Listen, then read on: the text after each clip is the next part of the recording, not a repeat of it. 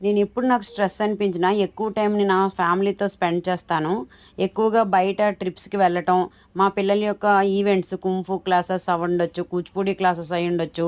వెళ్ళి కొంచెం ఫ్రెష్ అయ్యి, మళ్ళీ తిరిగొచ్చి వర్క్స్‌లో బిజీ అయ్యేదాన్ని. కానీ ఎంత బయట తిరిగొచ్చినా, ఎంత ఫ్యామిలీ సపోర్ట్ ఉన్నా కూడా, నాలో ఏదో తెలియని అనీజీనెస్ ఎప్పుడూ కూడా ఉండేదండి. నేను అలా ఫీల్ అవుతున్నప్పుడు నాలాగే చాలామంది ఇట్లానే వుమెన్స్ అందరూ కూడా ఫీల్ అవుతున్నారు. వాళ్ళందరికీ కూడా ఎలా స్ట్రెస్ నుంచి బయటికి తీసుకురావాలి, ఏదైనా చెయ్యాలి నా వంతుగా అని ఆలోచిస్తున్నప్పుడు నాకు డిజిటల్ మహిళ అనేది ఒక వరంలా దొరికిందండి. నేను ఈ డిజిటల్ మహిళకొచ్చిన తర్వాత నాలో ఉన్న స్కిల్స్‌ని ఇంకా ఇంకా షార్ప్ చేస్తూ ఎట్లా బయటికి రావాలి, ఏ విధంగా స్ట్రెస్ నుంచి బయటికి రావచ్చు, మన గురించి ఎలా టైం స్పెండ్ చేసుకోవాలి అనే విషయాలు నేర్చుకున్నాను. అలా నేర్చుకునే క్రమంలోనే నాలో చాలా మార్పు నేను చూశాను. ప్రెజెంట్ నేనున్న ఈ ఇలా కాన్ఫిడెన్స్ లెవెల్స్ ఇంతకుముందు నాకు లేవు.